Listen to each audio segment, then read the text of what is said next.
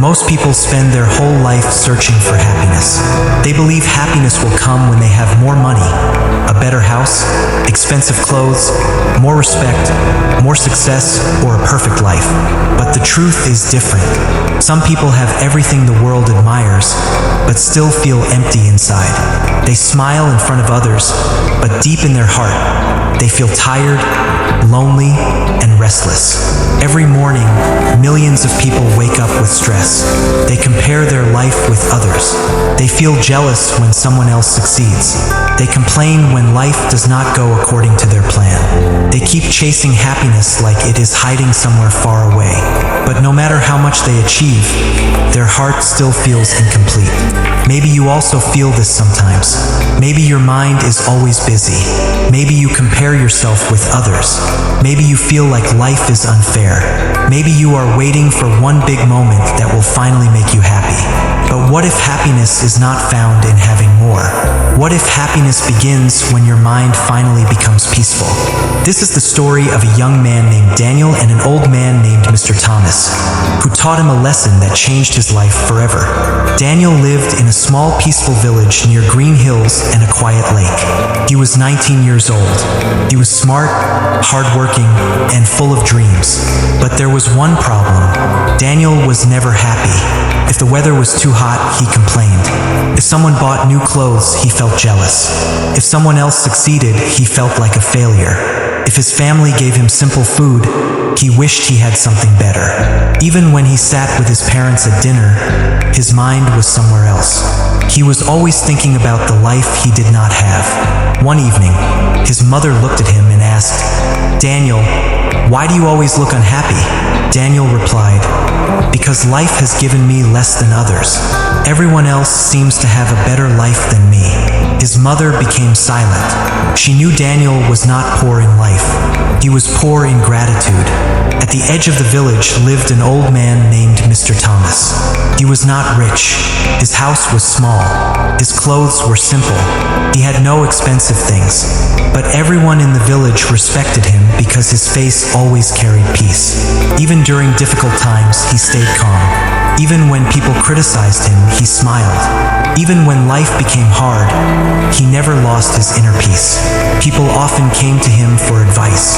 One evening, Daniel saw Mr. Thomas sitting near the lake, watching the sunset.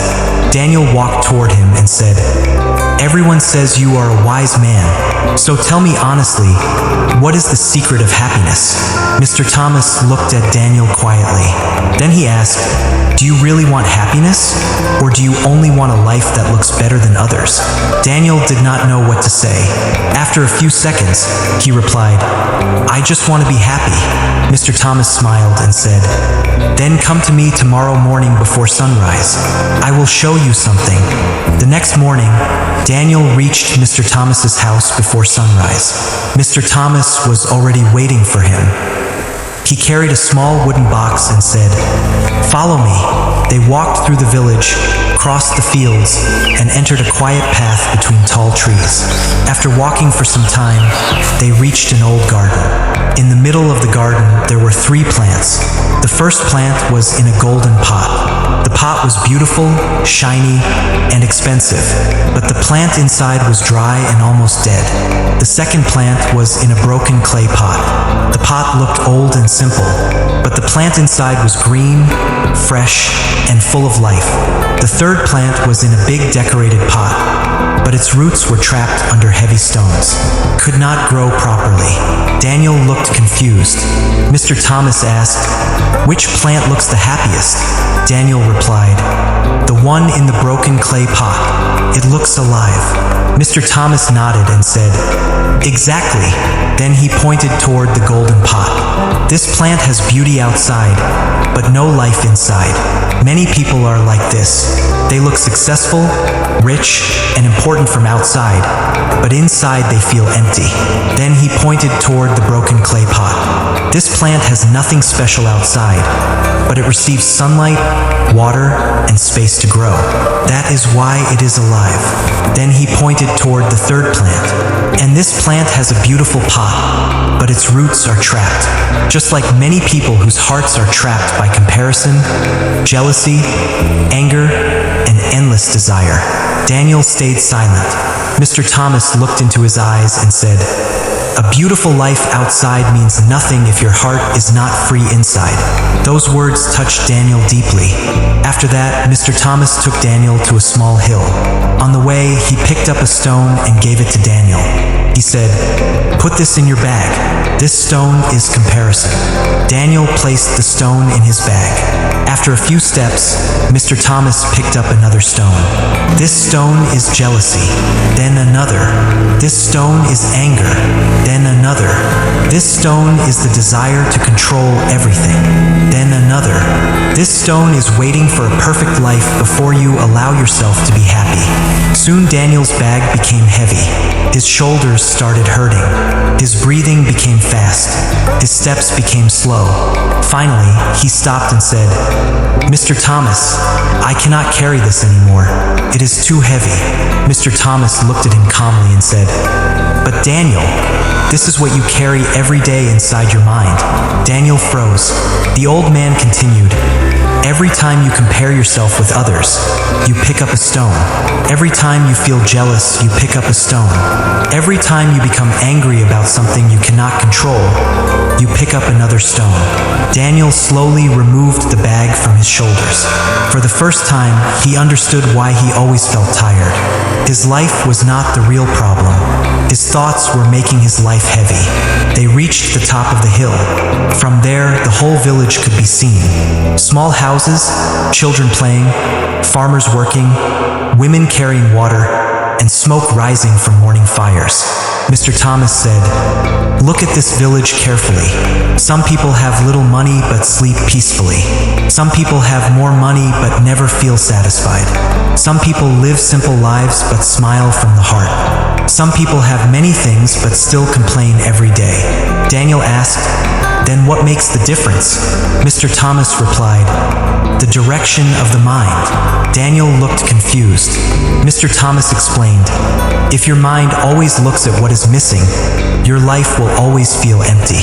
But if your mind learns to notice what is already present, your life will start feeling rich." Then Mr. Thomas asked Daniel to shout toward the hills.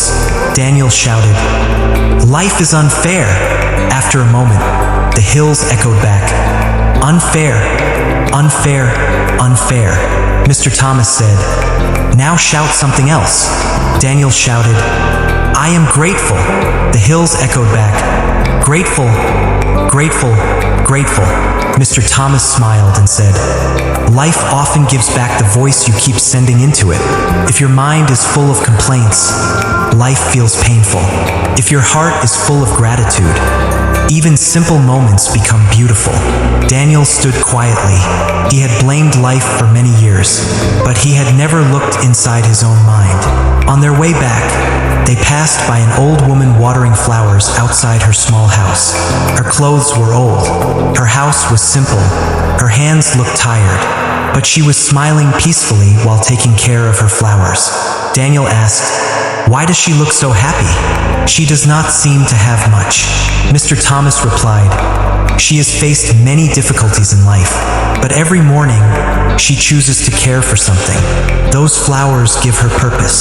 Then he looked at Daniel and said, "A person without purpose becomes a prisoner of overthinking.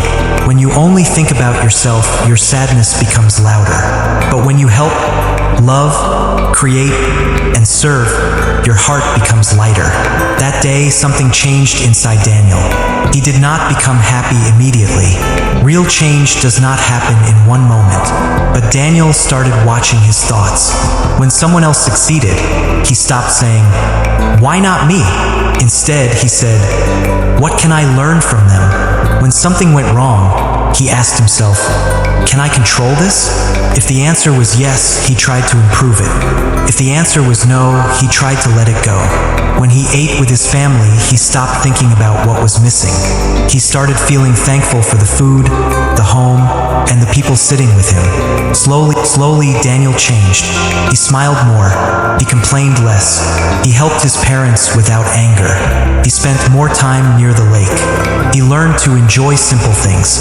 the sound of birds in the morning, the cool wind in the evening, the laughter of children, the peaceful silence after sunset. And strangely, the less Daniel chased happiness, the more peaceful he became. Months later, a rich businessman came to the village. He arrived with expensive clothes, a big carriage, and many servants. Everyone admired him. Daniel looked at him and thought, "This man must be very happy. He has everything." That evening, the businessman visited Mr. Thomas. Daniel was also sitting there. The businessman looked tired. His eyes were sad. He said, "I have spent my whole life chasing success. I have money, houses, respect, and power. But I do not remember the last time I slept peacefully. I do not remember the last time I enjoyed a simple meal. I have everything, but still I feel empty." Daniel was shocked. This man had the life Daniel once dreamed about, but he did not have peace. Mr. Thomas gave him a cup of tea and said, "You filled your house with things, but forgot to fill your heart with peace." The businessman lowered his eyes, and Daniel finally understood the lesson completely. Money can buy comfort, but not a peaceful mind. Success can bring attention, but not inner happiness. Expensive things can impress people, but they cannot heal an empty heart. The world teaches people how to earn more, but very few people teach them how to live peacefully. Years passed. Daniel became one of the wisest men in the village. Young people often came to him and asked, "What is the secret of happiness?" Daniel would smile and say, "Happiness does not begin when life becomes perfect. Happiness begins when your mind stops fighting every imperfection."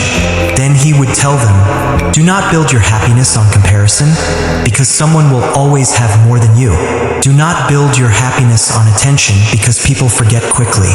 Do not build your happiness on money alone, because money can give comfort, but not peace. Build your happiness on gratitude, purpose, patience, and simple moments." Maybe this story is for you. Maybe your mind is carrying invisible stones. Maybe you are tired from comparing yourself with others. Maybe you are waiting for one perfect day to finally feel happy. Maybe you think life will begin after you become rich, successful, respected, or famous. But life is already happening. In the morning sunlight, in the food on your table, in the voice of your family, in the people who love you, in the small chances you still have, in the breath you just took. Peace does not come when you own everything. Peace comes when everything stops owning you. So today, remove one heavy stone from your heart. Stop comparing your life with others. Stop waiting for everything to become perfect. Stop thinking happiness is only found in money, success, or attention. Real happiness begins when your mind becomes peaceful, your heart becomes grateful, and your soul learns to enjoy the simple moments of life. Because a peaceful heart can turn even an ordinary life into a beautiful one. If you like this story, then subscribe to my channel for more motivational and inspiring stories. Thanks for watching.